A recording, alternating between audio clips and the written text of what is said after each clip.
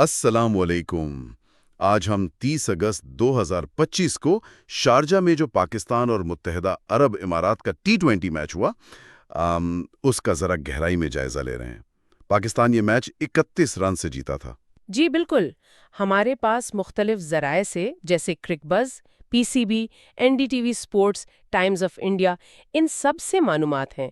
तो आज सिर्फ स्कोर नहीं देखेंगे, बल्कि ये समझने की कोशिश करेंगे कि भाई मैच में हुआ क्या, कौन से अहम मोड़ थे, कौन खेला कौन नहीं, और इस जीत का पाकिस्तान के लिए मतलब क्या है।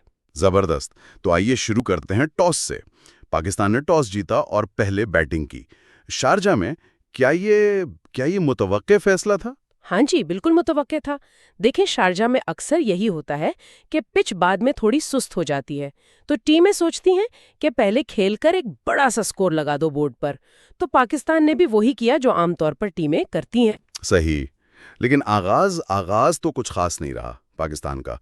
साहिबजादा फरहान वो तो पहले ही ओवर में चलते बने। सिर्फ 9 रन्स पर पहली विकेट। ये तो टीम पर प्रेशर आ गया होगा फौरन। जी बिल्कुल। शुरू में विकेट गिर जाए तो थोड़ी परेशानी तो होती है, खास तौर पर जब आप बड़ा स्कोर सोच रहे हों। फरहान ने सिर्फ 8 रन्स बनाए और ओवर भी पूरा नहीं हुआ था, 0.5 पर ही आउट हो गए। तो ये एक झटका तो था, लेकिन T20 में पावर प्ले होता इसीलिए है कि आप अटैक करें। तो क्या पाकिस्तान संभल पाया इस झटके से? पावर प्ले का क्या सीन रहा फिर? मतलब पहले 6 ओवर्स। हाँ, ये दिलचस्प बात है। विकेट गिरने के बावजूद उन्होंने रफ्तार कम नहीं की। पहले 6 ओवर्स जब खत्म हुए, पाकिस्तान ने 51 रन्स बना लिए थे। तो इससे लगता है कि वो प्रेशर में नहीं आए और एक ठीक-ठाक बुनियाद रख दी थी। 51 एक विकेट पर पावर प्ले में, ये तो अच्छी बात है। उसके बाद किसने जिम्मेदारी संभाली? लगता है यहां से गेम बदली। बिल्कुल सही कहा आपने। यहाँ साइम अयूब ने मतलब कमाली कर दिया। उन्होंने 38 गेंदों पर 69 रन्स बनाए। ये सिर्फ रन्स नहीं थे, ये मैच को पाकिस्तान की तरफ मोड़ने वाली इनिंग्स थी। 7 चौके, 4 छक्के, जबरदस्त हिटिंग की। वाह, साइम अयूब फॉर्म में। ये तो पाकिस्तान के लिए बहुत अच्छी खबर है। लेकिन क्या दूसरे एंड से भी कोई साथ दे रहा था? अकेले तो इतना बड़ा स्कोर नहीं बनता। जी बिल्कुल साथ मिला। हसन नवाज ने भी बहुत ही जारहाना अंदाज में बैटिंग की। उन्होंने तो सिर्फ 26 गेंदों पर 56 रन्स बना डाले। साइम अयूब और हसन नवाज ने मिलकर यूएई के बॉलर्स की खूब धुलाई की। दरमियानी ओवर्स में स्कोर तेजी से आगे बढ़ा। अच्छा, यानी एक जल्दी आउट हुआ, लेकिन फिर नंबर 2 और 3 ने मिलकर मैच बना दिया। ये पाकिस्तान की बैटिंग की गहराई दिखाता है ना? जी, और बात यहीं खत्म नहीं हुई। नीचे भी रन्स बने। मोहम्मद नवाज आए, उन्होंने 15 गेंदों पर 25 बना दिए। फहीम अशरफ ने भी आखिर में 10 गेंदों पर 16 का अहम हिस्सा डाला। ये छोटे छोटे लेकिन तेज स्कोर बहुत फर्क डालते हैं आखिर में। तो इस तरह पाकिस्तान पहुंचा 207 तक। बड़ा टोटल, लेकिन क्या आखिर में विकेटें भी गिरी? मतलब क्या बिल्कुल आराम से पहुंचे या कुछ गड़बड़ हुई? नहीं, आखिर में जब आप तेजी से रन्स बनाने की कोशिश करते हैं तो विकेटें गिरती हैं। ऐसा ही हुआ। पाकिस्तान की आखिरी ओवर्स में कुछ विकेटें गिरीं, 2 तो रनआउट भी हुए, फ़हीम अशरफ और सलमान मिर्जा। ये होता है जब 200 पार करने का दबाव हो। तो पूरी टीम आखिरी ओवर में 207 पर आउट हो गई।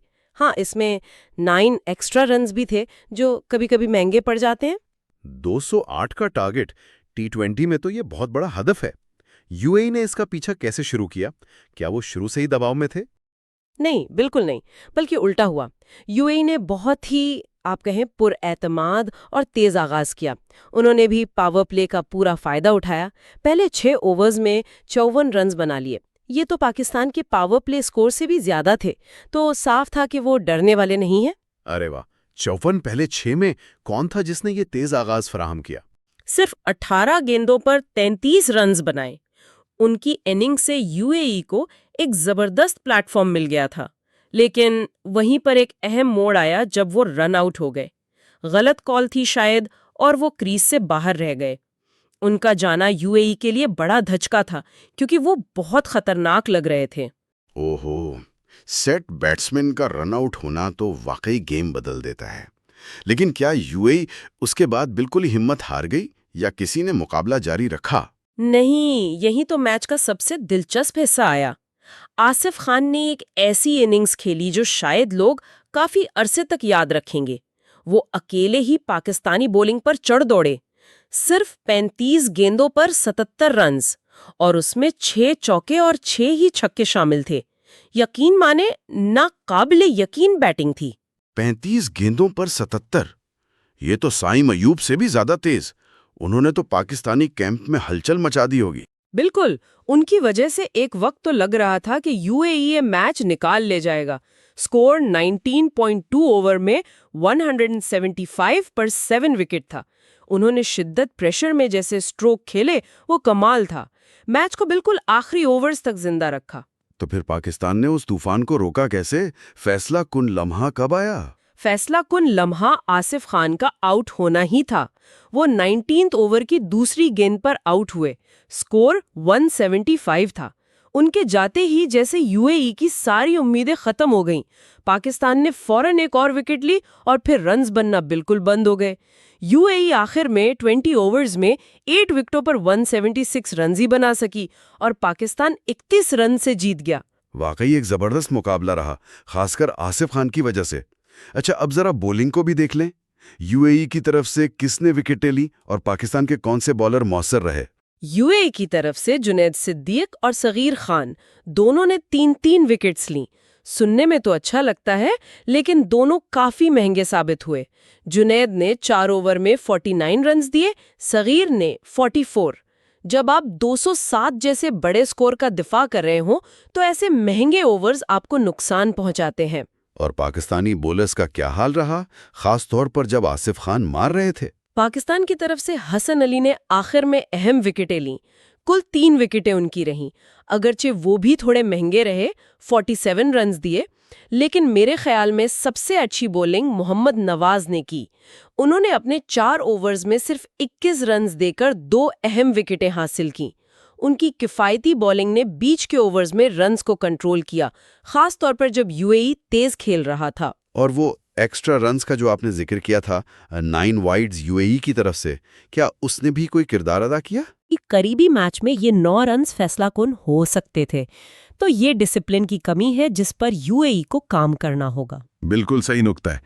तो इस जबरदस्त मैच के बाद प्लेयर ऑफ द मैच कौन बना? ये अवार्ड मिला साइम अयूब को। उनकी 69 रन्स की वो शानदार इनिंग्स और फिर बॉलिंग में भी उन्होंने 2 ओवर किए और सिर्फ 6 रन्स दिए। ये ऑलराउंड कारकर्दगी उन्हें प्लेयर ऑफ द मैच बना गई। अब जरा बड़े मंजरनामे पर बात करते हैं। ये ट्राई सीरीज में पाकिस्तान की दूसरी जीत थी। आगे एशिया कप आ रहा है। इस हवाले से इस जीत का क्या मतलब है? ये जीत यकीनन पाकिस्तान का हौसला बढ़ाएगी। लगातार 2 मैच जीतना टीम को एक अच्छा मोमेंटम देता है, खास तौर पर किसी बड़े टूर्नामेंट जैसे एशिया कप से पहले। इससे टीम का एतमाद बढ़ता है कि वो मुश्किल हालात में भी जीत सकते हैं। क्या ये जीत देखकर लगता है कि पाकिस्तान एशिया कप के लिए पूरी तरह तैयार है, या अभी भी कुछ चीजें हैं जिन पर काम करने की जरूरत है? ये एक अच्छा सवाल है। देखें, बैटिंग में गहराई नजर आई। साइम और हसन ने अच्छा खेला। नवाज की बॉलिंग अच्छी रही, लेकिन डेथ ओवर्स में बॉलिंग जैसे हसन अली थोड़े महंगे साबित हुए, और फील्डिंग में रन आउट्स, इजाफी रन्स को कंट्रोल करना, ये वो चीज़ें हैं जहां हमेशा बेहतरी की गुंजाइश रहती हैं। और यूएई जैसी टीम के खिलाफ भी 176 रन्स बन जाना, शायद उस पर भी वो सोचेंगे। तो खुलासा ये हुआ कि पाकिस्तान की बैटिंग, खास तौर पर साइम अयूब और हसन नवाज की बदौलत बहुत मजबूत रही, जिसने 207 का बड़ा स्कोर बनाया। यूएई ने मोहम्मद वसीम के आगाज और फिर आसिफ खान की लाजवाब इनिंग्स से खूब मुकाबला किया, लेकिन आखिर में पाकिस्तान 31 रन से जीत गया। मोहम्मद नवाज की बॉलिंग भी फैसलाकुन रही। जी बिल्कुल। और ये मैच एक दिलचस्प सवाल भी छोड़ जाता है T20 क्रिकेट के हवाले से, खास तौर पर बड़े टूर्नामेंट्स के लिए। क्या टीम की कामयाबी के लिए साइम अयूब या आसिफ खान जैसी एक धमाका खेज इनफरादी कारकर्दगी ज्यादा अहम है, या फिर पूरी टीम की तरफ से मुसलसल, शायद कम शानदार लेकिन मुतवाजन कारकर्दगी? मतलब टाइटल जीतने के लिए कौन सा फॉर्मूला ज्यादा कारआमद है, ये वो सवाल है जिस पर गौर किया जा सकता है। बिल्कुल। आज के इस जायजे के लिए इतना ही। बहुत शुक्रिया।